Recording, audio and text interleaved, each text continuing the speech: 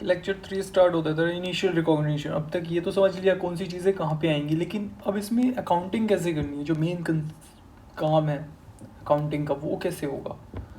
अच्छा, कैश में परचेज कर सकते हैं, डेफर्ड क्रेडिट में कर सकते हैं। कैश में तो सिंपल है, जो भी उसमें है नॉन रिफंडेबल चीज़ें उनको ले ले, जो रिफंडेबल है उनको मत ले। डेफर्ड क्रेडिट में प्रेजेंट वैल्यू ले ले, और प्रेजेंट वैल्यू ही लेगा, जो टाइम वैल्यू ऑफ मनी है उसको कैपिटलाइज आप नहीं कर सकते। ठीक बात है, ठीक बात है। सेल्फ कंस्ट्रक्शन के काफ़ी सारे केस, सेल्फ कंस्ट्रक्शन अपने ही लैंड पर खुद ही कंस्ट्रक्ट कर लिया। उसमें ऐसा हो सकता है कि भाई 6 चीज़ें तुम अपने बिजनेस में यूज़ कर रहे हो, एक आप किसी मतलब 6 चीज़ें आप रेंट आउट कर रहे हो, एक आप अपने बिजनेस में यूज़ कर रहे हो, तो एक इंडेस 16 में हो जाएगा और बाकी के इंडेस 40 में आईपी के अंदर आ जाएंगे, इन्वेस्टमेंट प्रॉपर्टी के अंदर। और एक्सचेंज ऑफ एसेट्स के काफ़ी केस हैं इसमें, बेवकूफ़ों वाला केस भी है, टोटल 5 केस हैं इसके अंदर। फिर आ जाता है हमारा books of assumed owner, IP acquired on finance lease, ये बाद का है, 5th के अंदर है। अभी इसको नहीं, लास्ट में देखेंगे इसको। कैश में परचेज कर लिया, परचेज प्राइस ले लिया या ट्रांसफ़र कॉस्ट ले ली, और क्या चाहिए, ब्रोकरेज ले लिया, एनी अदर एक्सपेंस जो भी रिलेटेड है डायरेक्टली। इंटीरियर भी तेरा इन्वॉल्व होता है इसके अंदर, ठीक है।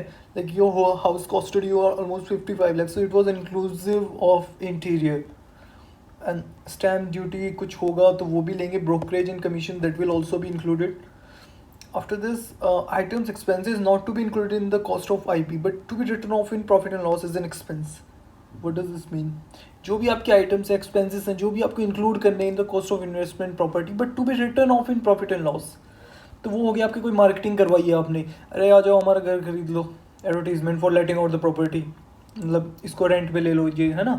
कोई स्टार्टअप कॉस्ट, इनॉग्रेशन सेरेमनी करी डीएलएफ ने, ठीक है, और उसी ने डीएलएफ ने वो भी बोला कि एम्पोरियो वाले ने बोला कि यार हम अपनी बेच रहे हैं, जो भी लग्जरी ब्रांड्स हैं आके हमें कांटेक्ट कर सकते हैं।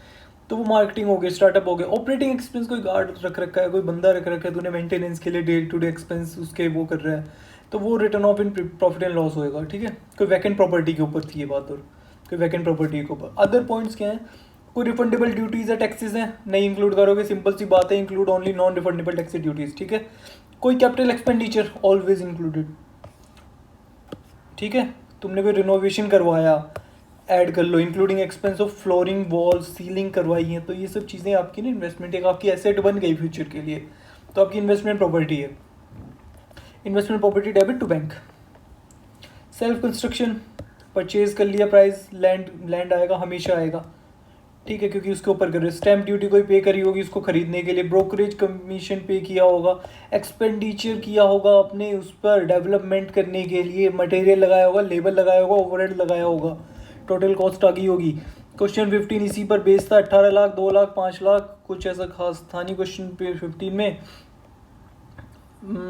बस एक वही था कि 1/6 और 5/6 उसने एक उसमें रख लिया था, और ये बात थी कि जो एंटायर कॉस्ट थी जो भी दे रखी थी वो 2 करोड़ 5 लाख जो उसकी बनाने में टोटल लगी थी, उसमें से 1/6 हमने पीपी को दे दिया और 5/6 हमने इन्वेस्टमेंट प्रॉपर्टी में ले लिया, हमने लेट आउट कर दिया। इस पर provision 140 index we can not capitalize advertisement expense ceremony. जो चीज़ें तू नहीं लिखता ना उसके लिए एक नोट बना दे, as per the provision of index 40 this we cannot capitalize advertisement ceremony and due to because these expenses do not relate with acquisition of property। ये do not relate with the acquisition of property, ये यहाँ पर लिख ले LEARN, ठीक है, ठीक है, ठीक है ना। इनमें तो साथ ही थे, फिर कहाँ रात हुई। We have capitalize one of the houses PP because this house has been provided by company to its staff, वही चिड्डा वाला case, due to which it will be considered as an owner occupied property, ठीक है। Acquisition और deferred credit वो कैसे करेंगे हम, अरे यार कैसे क्या करेंगे, जो इन्वेस्टमेंट प्रॉपर्टी है तेरी उसकी प्रेजेंट वैल्यू कंप्यूट कर ले और टू पेबल्स लिख दे, क्योंकि अभी तो पेमेंट करी नहीं है। जब उसकी पेमेंट करेगा तो इंटरेस्ट टू पेबल लिख देना, पेबल टू बैंक कर देना। जो बैंक यहाँ पे जो करेगा ना पेबल टू बैंक, ये तेरी पूरी अमाउंट होगी, जो 10 लाख का 10 लाख है। लेकिन जो तो अपनी बुक्स में दिखा रहा है investment property, that would be exclusive of the time value of money, because we cannot capitalize consider time value of money in the cost of IP investment property. Payment to made 1 साल बाद करनी है, उसका 10% का rate दे रखा है, वो लगता रहेगा 9,09,000 हो जाएगा लास्ट तक। इसकी जो पेमेंट है 10 लाख लास्ट में हो जाएगी। 18th क्वेश्चन भी उस पर बेस्ड है। 50 लाख डाउन पेमेंट कर दी, ये 6 महीने बाद करी है। फिर वहाँ पे ही एक डेट से वहाँ पे लिख रखा है आफ्टर 6 मंथ, फिर लिख रहा है आफ्टर 1 ईयर। तो वो जो पहली डेट है ना, जिस दिन तुमने परचेज करी है, जिस दिन तुमने डाउन पेमेंट करी है, उससे दिन से उसको कंसिडर करोगे ना। ठीक बात है। इन्वेस्टमेंट प्रॉपर्टी डेबिट कर लिया, पेबल्स को क्रेडिट कर दिया, और फिर वो अकाउंट बनाकर और लास्ट में इसको बैलेंसिंग फिगर इंटरेस्ट को बना दिया। फिर आ जाता है हमारा पार्ट 4, एक्सचेंज ऑफ एसेट्स। इसको कितना टाइम लगा, 5 मिनट 40 सेकंड में ये ख़त्म हो गया। एक्सचेंज ऑफ एसेट्स, इसके अंदर वही सिंपल सी बात है। देख, अगर कमर्शियल सब्सटेंस है, कमर्शियल सब्सटेंस यार वहाँ पर होता है जहाँ पे फेयर वैल्यू और वो सब आपको बता रखी होती हैं, ठीक है। जहाँ पर लैक ऑफ कमर्शियल सब्सटेंस होता है वहाँ पर वो सब चीज़ें आपके के पास में नहीं होती। तो यहाँ पे कमर्शियल सब्सटेंस आपका है, तो हम क्या करेंगे, 20 लाख 18 लाख, ये क्या हो गया हमारा यार, तुमने 20 लाख की एसेट ले ली और अपनी WDV चली गई 15 लाख की, तो new asset 20 lakh, old asset 15 lakh. तुमने प्रॉफिट कितना कमाया, 3 लाख का, 18 लाख लेस 15 लाख, 3 लाख का प्रॉफिट कमा लिया। हाँ, लिखा हुआ है ऐसा कहीं पे। ये रहा 3 लाख का प्रॉफिट, ये बैलेंसिंग फिगर आ जाएगी कैश। 3 लाख का प्रॉफिट यार, ओके। हाँ, 18 लाख में चली गई तेरी फेयर वैल्यू पे वो, आज उसके 18 लाख हो गई, तो उससे कम तो तू देगा ही नहीं ना कभी उस चीज़ को। 15 लाख और 3 लाख, ठीक है, तूने 2 लाख रुपए कैश में दे दिए, गेन ही हुआ है तुझे तो, ठीक है। फिर दूसरा केस आ गया, टेकन अप एसेट दे रखी है, वो दे रखी है, WDV of given up asset दे रखी है, क्या नहीं दे रखा, दोनों की भाई फेयर वैल्यू दे रखी है और WDV दे रखी है। यहाँ पे भी दोनों की फेयर वैल्यू और WDV दे रखी थी, सेम केस है, सेम एंट्रीज पास हो जाएंगी। कैश सेटलमेंट कैसे निकालेगा, कैश सेटलमेंट 70 लाख रुपए की मैं 40 WDV को कंपेयर करेंगे हम किससे, फेयर वैल्यू और दोनों की फेयर वैल्यू को।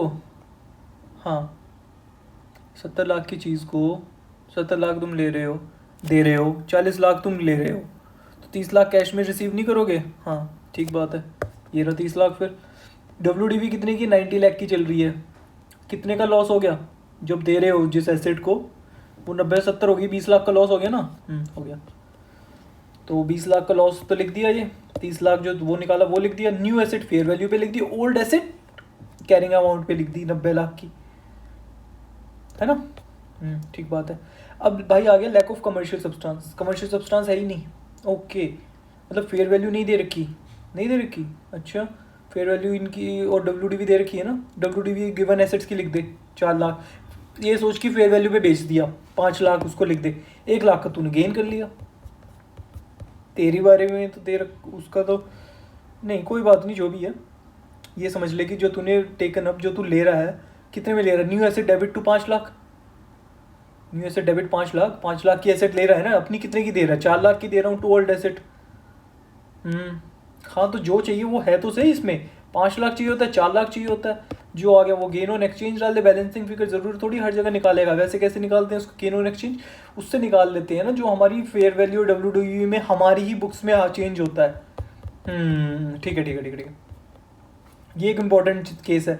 अब भाई जो तुम एसेट दे रहे हो ना, वो टेकन अप जो तुम ले रहे हो, उसकी तुम्हें फेयर वैल्यू नहीं पता, अपनी की पता है। हाँ, तो ये सोच लो उसी पे दे दी 2 लाख पे। हाँ, क्योंकि अपनी फेयर वैल्यू से ज़्यादा तो ये लगा लो कि तुमसे कोई लेगा नहीं ना। हाँ, 2 लाख पे दे दी, ठीक है, और अपनी बुक्स में तुम्हारे अंदर 3 लाख, तो 1 लाख का लॉस लिख दिया। एक्सचेंज ऑफ एसेट, अब ये 2 हो गया, commercial substance both fair value are given, taken up and given up asset, ठीक है, only one fair value available इधर फॉर टेकन अप और गिवन अप, वो वाला केस भी हमने कर लिया। अब कमर्शियल सब्सटेंस वही बता रखा है कैसे कैसे करना, एग्जाम्पल 1 और 2 रेफर कर लेना, इसके लिए गेन और लॉस निकाल लेना अपनी ही एसेट को फेयर वैल्यू से और WDV से, अपनी ही गिवन अप है ना, गिव अप करते थे ना, गिवन अप, तो उसके लिए एंट्रीज बता रखी हैं, ठीक है। नो कमर्शियल सब्सटेंस अब है ही नहीं जब, तो there will be no cash settlement as both fair value for asset taken up and given up are not available. यार कैश सेटलमेंट कब कर सकते हैं हम, जब हमें दोनों की फेयर वैल्यू दे रखी हूँ, अब वो दे ही नहीं रखी उसमें। अच्छा, हाँ, सही बात है, तो वो तो नहीं निकाल सकते ना, तो उसमें नो कैश सेटलमेंट होगा ना। हाँ, किया ही नहीं है मैंने ऊपर कहीं भी कैश सेटलमेंट नहीं किया, डायरेक्ट गेन या लॉस निकाल दिया उसमें बस। ठीक है, कैलकुलेट गेन और लॉस वो तो निकल जाएगा। ठीक है, ओके। एक एक्सेप्शनल केस है यार इसके अंदर, ये काफ़ी ज़्यादा एक्सेप्शनल है। ना तो आपको फेयर वैल्यू जो आप दे रहे हो उसका पता है, ना आपको जो ले रहे हो उसका पता है। अच्छा, ना देने का पता है ना लेने का पता है, ट्रांजैक्शन ही क्यों कर रहे हो फिर? WDV तो पता है ना? हाँ, तो WDV से एंट्री कर दो। जो आपकी बुक्स है, ये मान लो कि ना आप उस पर लॉस ले रहे हो ना कोई प्रॉफिट ले रहे हो, अपनी दे दी उसकी ले ली।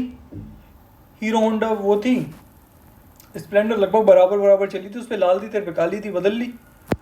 वो वाला केस हो गया। फेयर वैल्यू क्या चल रही है किसी को घंटा फर्क नहीं पड़ता। ठीक है, 2 लाख से 2 लाख कर दिया एक्सचेंज।